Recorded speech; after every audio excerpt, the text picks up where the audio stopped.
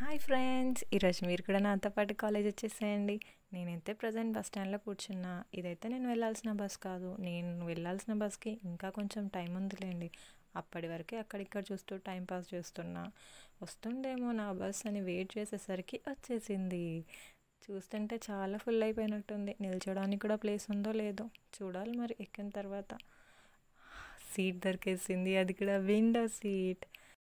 Seat దొరికిందని సంతోషపడే లోపు, వెదర్ని enjoy చేసే లోపు దిగాల్సిన స్టాప్ వచ్చేస్తుంది. చూడండి, నేను దిగాల్సిన ఊరు వచ్చేసింది.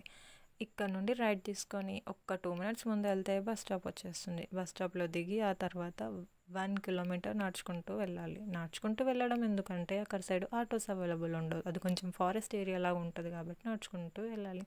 చూడండి, ఇక్కడ నేను పూజిస్తున్నా. నాకైతే ఇక్కడ ఒక మంకీ కనిపించింది. చూడండి అది ఎట్లా వెళ్తుందో. దాని పక్కనే ఒక పప్పి కూడా కనిపించింది. అదైతే కాలేజ్ లోపలికి వచ్చేస్తుంది నాతో పాటు. ఇక కాలేజ్ అయిన తర్వాత మెల్లిగా నడుచుకుంటూ ఇంటికి వెళ్తున్నా. చూడండి వెదర్ ఎంత బాగుందో. నా కంటెంట్ కనుక మీకు నచ్చినట్టయితే like, share, comment and subscribe.